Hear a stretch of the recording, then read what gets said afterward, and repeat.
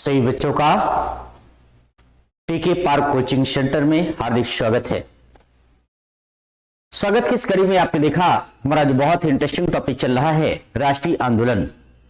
राष्ट्रीय आंदोलन में देखा आपने क्लास नंबर 1, यहां पे देखिए class number 1, class number 2, class number 3, class number 4, class number 5, class number 6, ये आपकी क्लासें आपकी हो चुकी है मॉडर्न हिस्ट्री में। ये बहुत ही इंटरेस्टिंग आपकी क्लासें थी। हम आपसे अपेक्षा करते हैं कि आप इन वीडियो को आपने अवश्य देख लिया होगा। और इसके बाद देखिए आज की जो क्लास है क्लास नंबर 7 है। आप यहाँ पे आज जो क्लास चलेगी क्लास नंबर क्या है आपकी 7 नंबर आपकी क्लास है। यहाँ पे देखिए लास्ट की क्लास है। ये क्या है लास्ट क्लास है। इसको आप पूरा हम कवर कराने का पूरा प्रयास करेंगे। तो आइए देखिए क्या है आपका लास्ट क्लास किसकी है, राष्ट्रीय आंदोलन। यहां पे देखिए राष्ट्रीय आंदोलन बहुत अच्छा टॉपिक है मॉडर्न हिस्ट्री का। राष्ट्रीय आंदोलन देखते हैं। हमने पिछले अंक में पिछले वीडियो नंबर 6 में आपको ध्यान दो, यहां पे आपको बताया था कि अबुल कलाम आजाद ऐसे व्यक्ति थे जो सबसे युवा नेता के रूप में लगातार 6 साल तक राष्ट्रीय कांग्रेस के अध्यक्ष रहे। कब से आपको मालूम है, ये देखिए 1940 से लेकर के 1945 तक राष्ट्रीय कांग्रेस के अध्यक्ष रहे। 1940 से लेकर के 1945 तक ये क्या रहे, राष्ट्रीय कांग्रेस के अध्यक्ष रहे। तो चलिए देखते हैं ये क्या है, कौन, अबुल कलाम आजाद। अबुल कलाम आजाद, अबुल कलाम आजाद क्या विशेषता रही, 1940 से लेकर के 1945 तक राष्ट्रीय कांग्रेस के अध्यक्ष रहे। अबुल कलाम आजाद राष्ट्रीय कांग्रेस के अध्यक्ष रहे।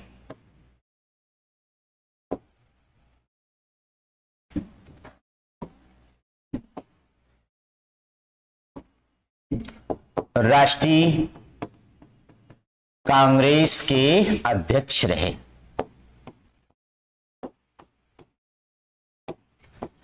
पूछा जाए कि सबसे बड़ा कार्यकाल राष्ट्रीय कांग्रेस की अध्यक्ष के रूप में किसका था, तो आपको मालूम है सोनिया गांधी का।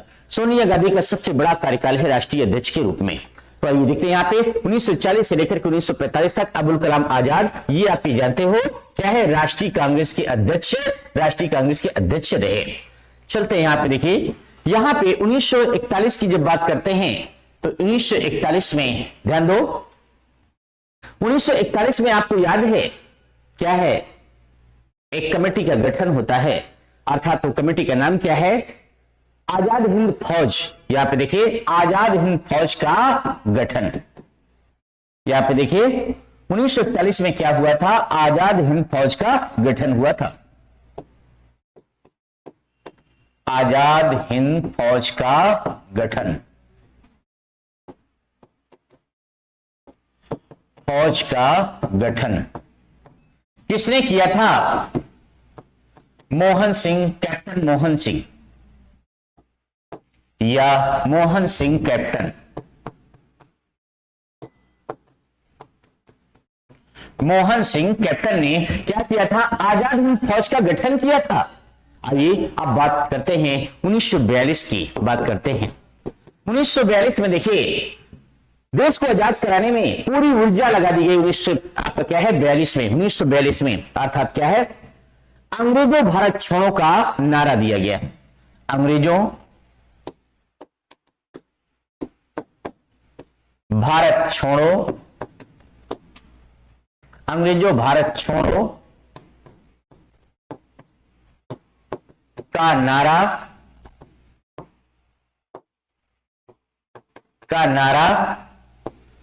महात्मा गांधी ने दिया। महात्मा गांधी ने दिया और करो या मरो का नारा भी दिया। करो या मरो, मरो का नारा भी महात्मा गांधी ने दिया। आप देखा अंग्रेजों से सबने अवज्ञा आंदोलन तमाम से आंदोलन करने के बाद जब थक गए तो पूरी प्रचंडता के साथ, पूरी कठोरता के साथ क्या कहा कि आपका क्या है, करो या मरो। यहाँ पे देखिए, मतलब कुछ भी हो लेकिन हमें क्या है, आजादी चाहिए। तो देखा आपने यहाँ पे 1942 में भारत छोड़ो आंदोलन, क्या है आपका भारत छोड़ो आंदोलन, आपका अर्थात अंग्रेजों भारत छोड़ो का नारा किसने दिया, महात्मा गांधी ने, और एक नारा और करो या मरो का नारा दिया। ये देखिए यहाँ पे 1942 की जो आपकी क्रांतिकारी नीति थी ये काफी हद तक सफल रही।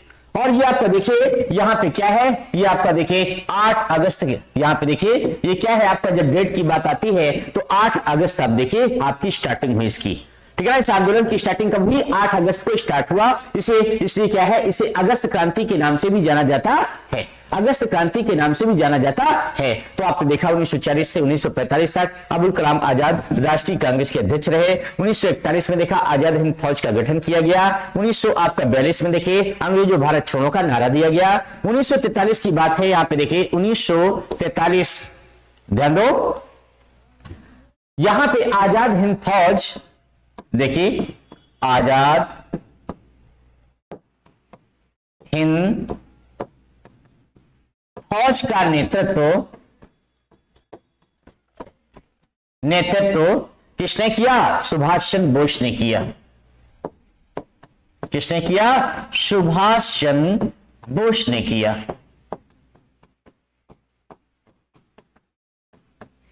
ठीक है, देखा आपने 1943 में आजाद हिंद फौज का नेतृत्व किसने किया, सुभाष चंद्र बोस ने किया। अब देखिए यहां पे देखते हैं 1944 की बात करते हैं। वेबल योजना बनी। 1944 की जब बात करते हैं तो 1944 में कौन सी योजना बनी थी, आपका वेबल योजना बनी। और यहां पे जब बात हम करते हैं तो ये 1945 की बात, तो आपको मालूम है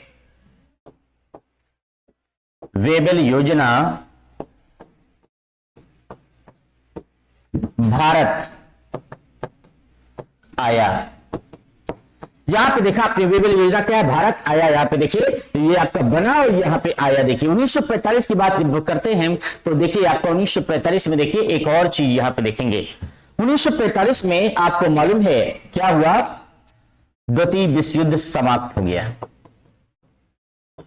द्वितीय विश्व युद्ध समाप्त हो गया, समाप्त, राइट। 1945 किस नाम से जाना जाता है, द्वितीय विश्व युद्ध समाप्त हो गया। आपको यह भी ज्ञात है कि द्वितीय विश्व युद्ध में लगभग कितने देशों ने भाग लिया था, लगभग 61 देशों ने भाग लिया था, भाग लिया था। कितने देशों ने भाग लिया था, 1945 में लगभग आपका क्या है 61 देशों ने भाग लिया था। आइए देखते हैं आप 1945 में देखिए, 1945 में एक घटना और देखें। 1945 में क्या हुआ आपको मालूम है क्या, शिमला सम्मेलन हुआ,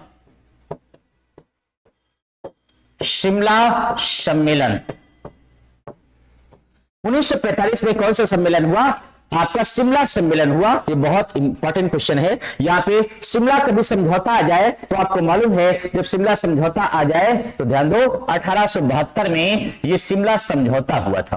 कब हुआ था, 1872 में शिमला समझौता हुआ था। तो समझौता है तो 18 आपका क्या है, यहां पे समझौते की बात आए तो 1972, यहां पे देखिए 1972 आपका समझौते की बात आए, और यहां पे 1972 और ये आपका 1945।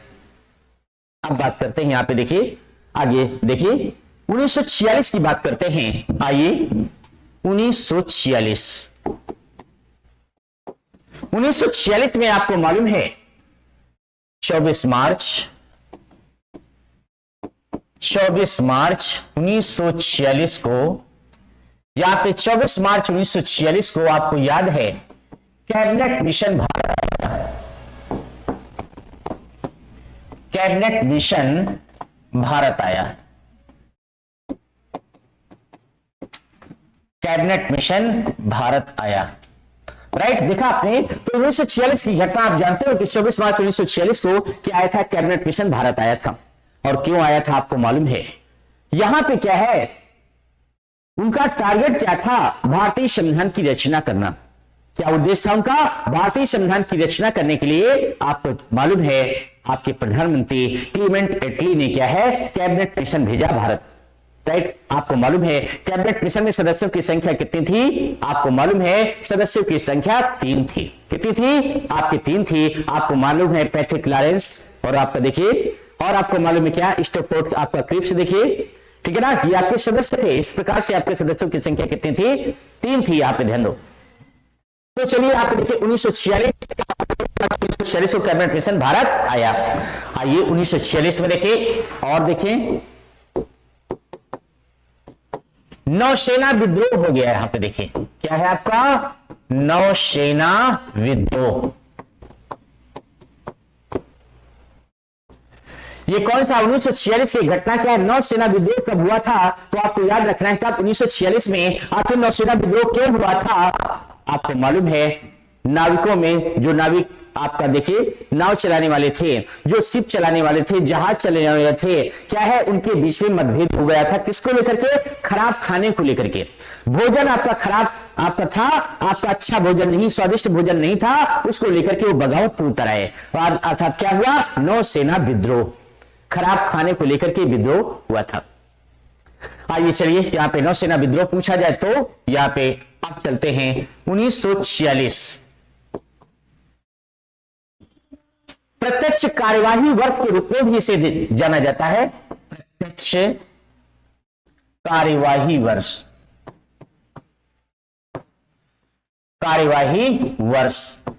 बच्चों ध्यान दो, इसे प्रत्यक्ष कार्यवाही वर्ष के रूप में भी माना जाता है 1946 को। और देखिए 1946 में, यहां पे ध्यान दो, 1946 में आपको मालूम है राष्ट्रीय कांग्रेस के अध्यक्ष कौन थे। आपको मालूम है 1946 में राष्ट्रीय कांग्रेस के अध्यक्ष कौन थे, यहां पे जेबी कृपलानी, जेबी कृपलानी।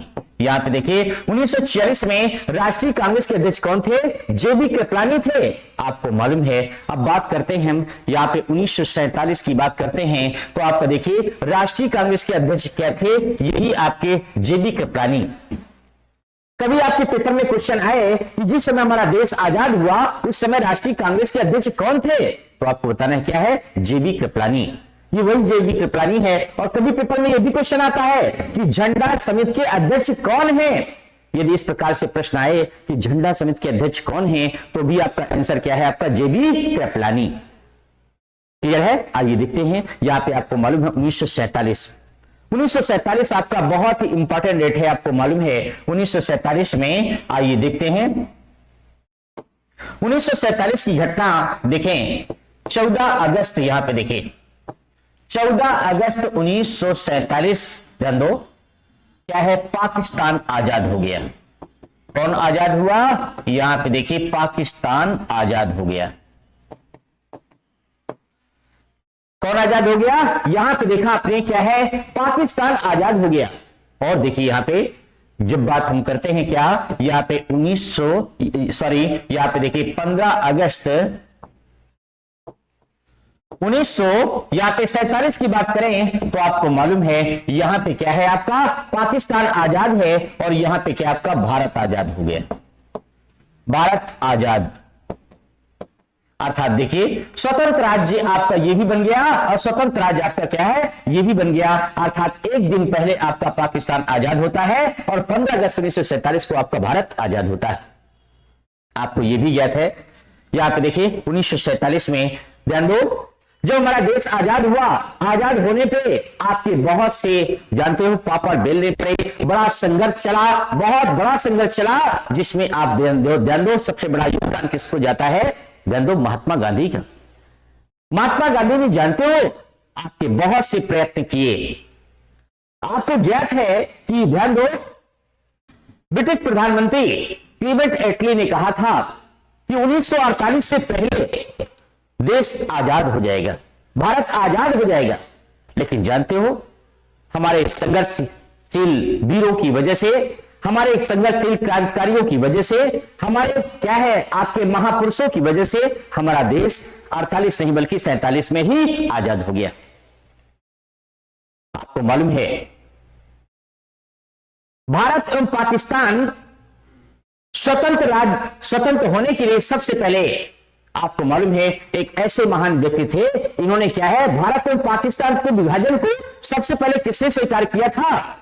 आपको मालूम है सी राजगोपालाचारी ने भारत एवं पाकिस्तान के विभाजन को स्वीकार किया था। जबकि आपको मालूम है कुछ ऐसे महापुरुष थे जो आपके भारत एवं पाकिस्तान के विभाजन के क्या थे? खिलाफ थे। जैसे आपको मालूम है, आपको पता है, उन नामों को हम स्पष्ट करना चाहते हैं। एक नाम तो है, क्या है? अबुल कलाम आजाद। क्या नाम है यहां पे? अबुल कलाम आजाद। ये भारत और पाकिस्तान के विभाजन का विरोध कर रहे थे। दूसरा नाम क्या है? यहां पे देखिए, पुरुषोत्तम दास टंडन। क्या है? पुरुषोत्तम दास टंडन। ये भी नहीं चाहते थे कि भारत और पाकिस्तान का विभाजन हो। और तीसरा नाम क्या था? आपको मालूम, महात्मा गांधी। क्या है? महात्मा गांधी। देखा आपने, ये नाम ऐसे थे जो जानते हो भारत और पाकिस्तान के विभाजन का विरोध कर रहे थे। यहां पे ध्यान दें, अबुल कलाम आजाद ने कहा, अबुल कलाम आजाद ने कहा, देखिए बहुत अच्छा स्टेटमेंट, ध्यान से सुनिए। इन्होंने जानते हो क्या कहा? इन्होंने कहा कि मुझे तो आश्चर्य है कि नेहरू जैसे, पटेल जैसे नेताओं ने भी, नेहरू जैसे, सरदार वल्लभ भाई पटेल जैसे नेताओं ने भी भारत एवं पाकिस्तान के विभाजन को स्वीकार किया है। भारत एवं पाकिस्तान के विभाजन को स्वीकार किया है, लेकिन इस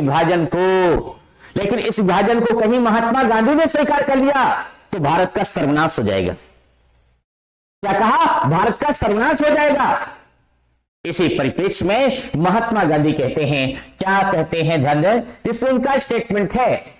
इसी परिप्रेक्ष्य में ये कहते हैं कि जब तक मैं जीवित हूं,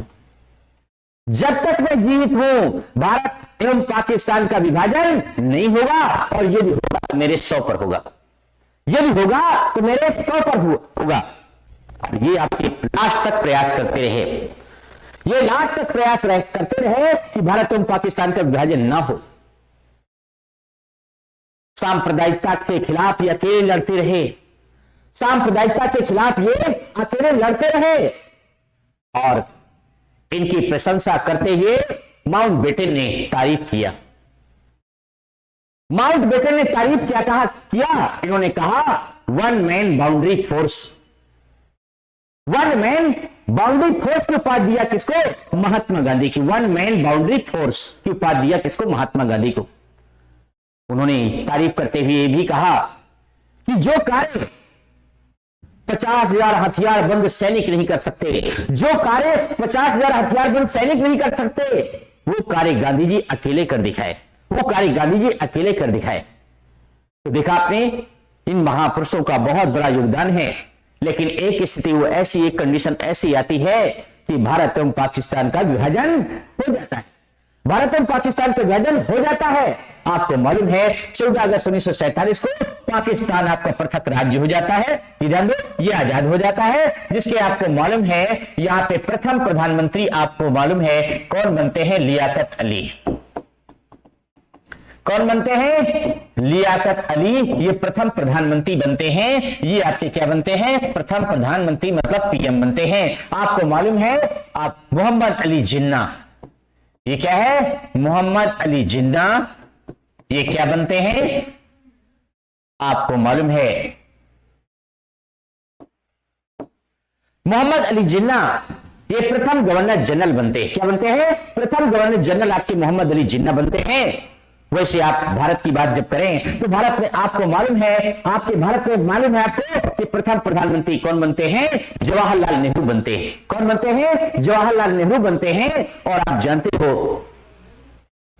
राष्ट्रपति के रूप में कौन आपके बनते हैं? तो डॉक्टर राजेंद्र प्रसाद बनते हैं।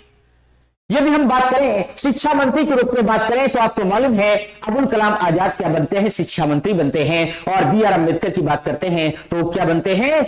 आपके ध्यान दो, कानून मंत्री बनते हैं। क्या बनते हैं, कानून मंत्री बनते हैं। इस तरीके से देखा आपने, दोनों का विभाजन हो जाता है और अपने अपने ढंग से क्या है, स्वतंत्र आपका देखिए देश चलाने के लिए स्वतंत्र हो जाते हैं। तो बच्चों ध्यान दो, यहां पे आपको क्या है, हमने 1946 बताया, 1946 की नेक्स्ट घटना आपको बताई। आपको 1946 में देखा जेबी कृपलानी आपके राष्ट्रीय कांग्रेस के अध्यक्ष। 1948 में आपने देखा क्या, आपने ये भी आपके क्या है, यदि पूछा जाए कि स्वतंत्र भारत के अर्थात जिस समय देश आजाद हुआ उस समय राष्ट्रीय कांग्रेस के अध्यक्ष कौन थे, तो आपको मालूम है, बताना है जेबी कृपलानी। अब बात करते हैं यहां पे देखिए, अब चलते हैं 1948 की बात करते हैं। यहां पे ध्यान से देखें 1948 और 1948 के पहले आपको मालूम है 1947, जरा देख लेते हैं, एक और डेट इसको देखते हैं।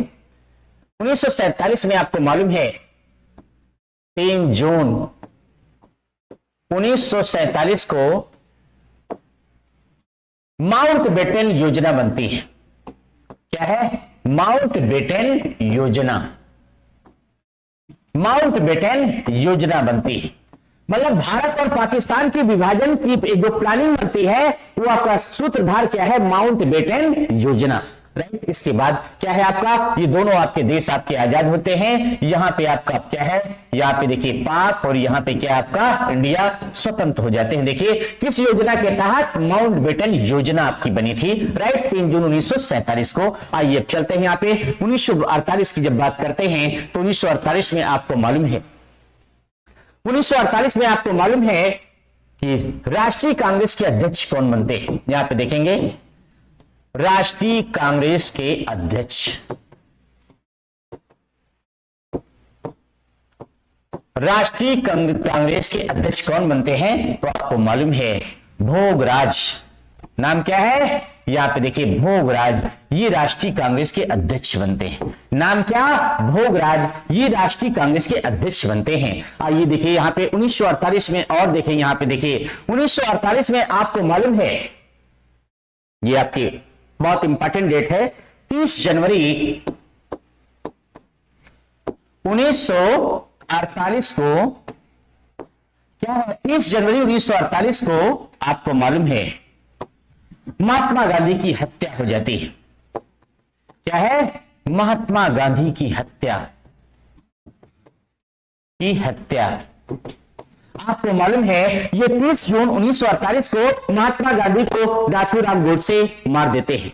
ठीक है ना, नाथूराम गोडसे क्या है, मार देते हैं। यही कारण है, आपको मालूम है कि प्रत्येक वर्ष यहां पे देखिए 30 जनवरी को क्या है, 30 जनवरी को शहीद दिवस के रूप में मनाते हैं। क्या मनाते हैं, ये शहीद दिवस के रूप में मनाते हैं, क्योंकि जानते हो हमारे राष्ट्रपिता महात्मा गांधी जानते हो शहीद हुए थे, इसलिए क्या है उन्हीं के आपका देखिए मृत्यु पर शहीद दिवस मनाते हैं। कब, 30 जनवरी को, क्योंकि नाथूराम गोडसे ने मार दिया था 30 जनवरी 1948 को। ठीक है, आप देखिए ये 1948 में ये भी ध्यान रखना है कि आपका देखिए हत्या हुई, और इसके पहले आपने 1948 में देखा कि राष्ट्रीय कांग्रेस के अध्यक्ष कौन थे, भोगराज। आपको ये भी बता दे, जिस समय हमारा देश आजाद हुआ था उस समय आपके कांग्रेस के सदस्य नहीं थे, कौन, आपके महात्मा गांधी सदस्य नहीं थे। तो ये भी क्वेश्चन आ सकता है कि आपके जिस समय देश आजाद हुआ महात्मा गांधी आपके क्या थे, आपके सदस्य थे या नहीं, तो आपके सदस्य नहीं थे। ठीक है, ये देखिए आपके कंपटीशन आज के समय में बहुत बड़ी चैलेंजिंग है। इसके लिए आपको मालूम है एक बहुत ही अच्छी स्ट्रेटजी आपको बनानी पड़ती है। पढ़ने के भी तरीके हैं कि कोई क्वेश्चन आपके छूटे नहीं, आपको सारी चीजें आपको कवर करके चलना है, ध्यान दो। ठीक है, तो आप लोग पॉइंट टू पॉइंट आप डेट देखिए, कितनी इंपॉर्टेंट डेट हमने आपको स्टार्टिंग किया है। स्टार्टिंग से डेटों को आपको देखा है कि राष्ट्रीय आंदोलन के 3 चरण होते हैं। 3 चरणों को हमने बहुत अच्छे से एक्सप्लेन किया है। आप जानते हो राष्ट्रीय आंदोलन का पहला जो चरण है कहां से स्टार्ट होता है, 1885, यहां पे देखिए 1885 से स्टार्ट होता है। राइट, 1885 से 1905 ये राष्ट्रीय आंदोलन का आपको मालूम है ये पहला चरण था। इसके बाद आपने देखा यहां पे 1905 से लेकर के 1919, यहां पे देखेंगे 1919, आपका 1919 ये राष्ट्रीय आंदोलन का आपको मालूम है ये दूसरा चरण था। आपको ये भी मालूम है यहाँ पे 1919 से लेकर के आपको मालूम है क्या 1947 तक ये आपका राष्ट्रीय आंदोलन का कौन सा चरण है? ये तीसरा चरण है। तो तीनों को आपको ध्यान रखना है, ध्यान दो, बहुत अच्छी तरीके से ध्यान देना है। ये आपका देखिए, ये पहला, ये आपका दूसरा, ये आपका तीसरा। तो चलिए यहां पे देखते हैं 1948 में आपने देखा 30 जनवरी 1948 को महात्मा गांधी की हत्या हो जाती है और उन्हीं की हत्या वाले दिन को क्या है, शहीद दिवस के रूप में मनाते हैं। तो चलिए यहां पे देखते हैं, ये 1948 है। आपको बताते हैं 1949 में आपको मालूम है क्या हुआ था? 1949 में पहले राष्ट्रीय कांग्रेस के अध्यक्ष देख लेते हैं। 1949 में राष्ट्रीय कांग्रेस के अध्यक्ष,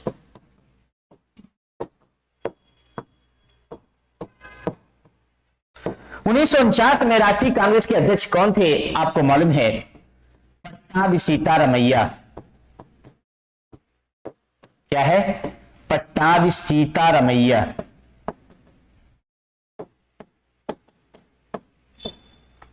देखा आपने, यहां पे 1949 में राष्ट्रीय कांग्रेस के अध्यक्ष कौन थे? पट्टाभी सीतारामैया।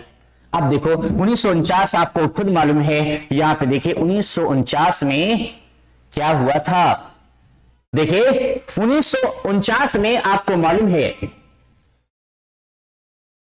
देश तो हमारा आजाद हो गया था, 1947 को आजाद हुआ था। हमारा देश आजाद हुआ 1947 में, 15 अगस्त 1947 को आजाद हुआ। लेकिन आपको जानते हो पूर्ण रूप से स्वतंत्रता कब मिली?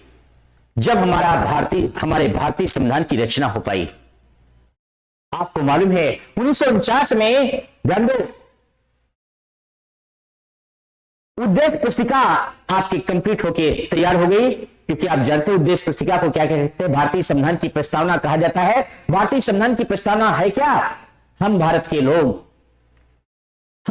लोग भारत को एक संपूर्ण प्रभुत्व संपन्न समाजवादी पंथ निरपेक्ष लोकतंत्रात्मक गणराज्य बनाने के लिए तथा भारत में रहने वाले नागरिकों के सामाजिक, आर्थिक, धार्मिक आदि की रक्षा के लिए आज दिनांक 26 नवंबर 1949 को भारतीय संविधान अंगीकृत किया जा रहा है।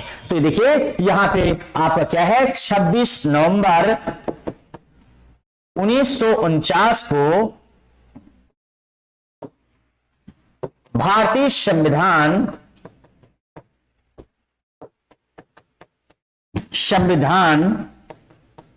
अंगीकृत किया गया,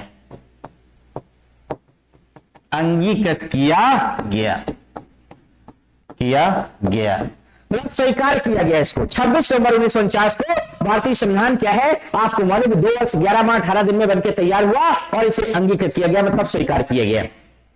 यही कारण है कि प्रत्येक वर्ष 26 नवंबर को कानून दिवस मनाते हैं या विधि दिवस मनाते हैं या वकील दिवस मनाते हैं। ये बहुत इंपॉर्टेंट डेट है क्या, 26 नवंबर। तो देखा आपने अंगीकृत हुआ। और आइए देखिए यहां पे ये भी देखते हैं, आपका देखिए अंगीकृत हो गया। इसके बाद देखते हैं आपके अध्यक्ष देखा क्या, पट्टाभी सीतारामैया। इसके बाद देखते हैं ये अंगीकृत तो हो गया, लेकिन आइए चलते हैं 1950।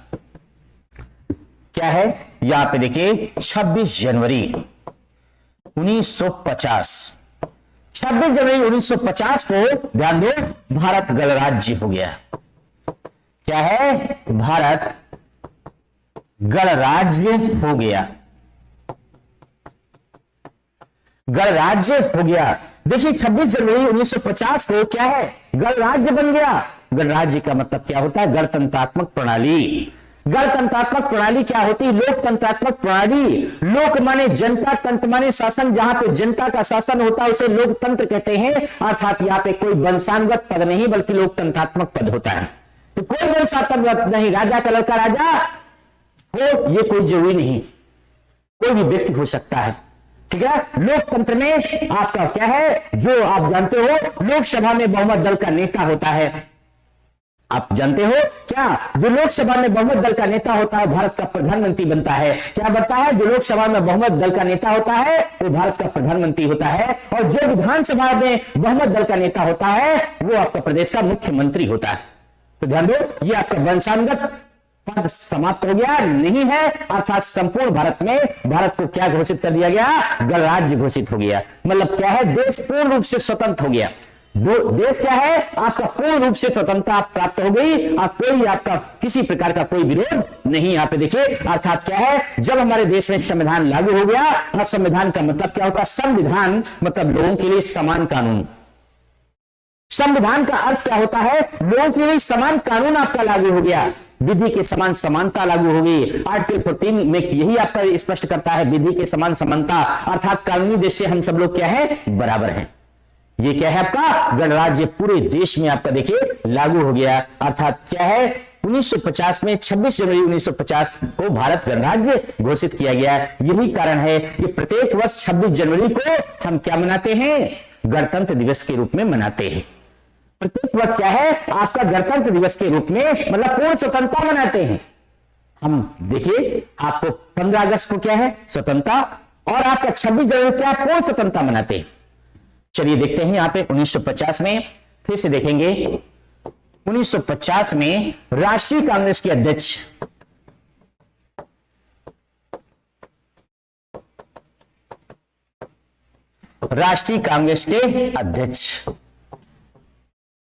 देखिए राष्ट्रीय कांग्रेस के अध्यक्ष कौन होते हैं भाई, आपको मालूम है पुरुषोत्तम दास टंडन।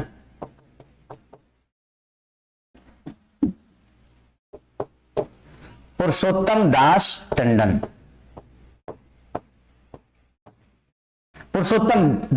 क्या है, राष्ट्रीय कांग्रेस के अध्यक्ष होते हैं। कब आपका 1950 में।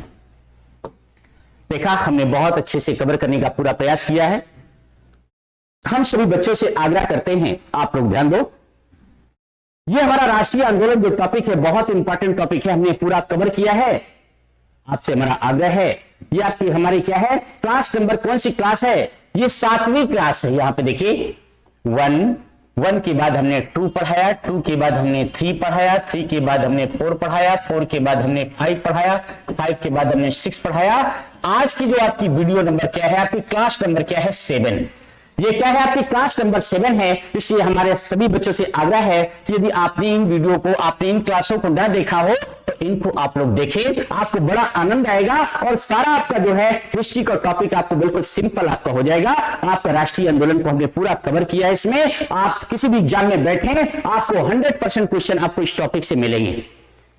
हम ऐसी उम्मीद करते हैं कि आपको बड़ा आनंद आया होगा और आज से हम इस टॉपिक को पूरी तरह से समाप्त करते हैं। आप सभी के बच्चों का सहयोग रहा कि बहुत अच्छा रहा टॉपिक, और हमारी क्या है शुभकामनाएं हैं कि आप किसी भी एग्जाम में बैठे आप 100% सफल होंगे, 100% सफल होंगे। आपको मालूम है अभी 11 तारीख को लगा हुआ है किसका, समीक्षा अधिकारी का पेपर भी लगा हुआ, RO का पेपर लगा हुआ है। हमारी ढेर सारी शुभकामनाएं हैं आपको कि आप 100% सफल हों।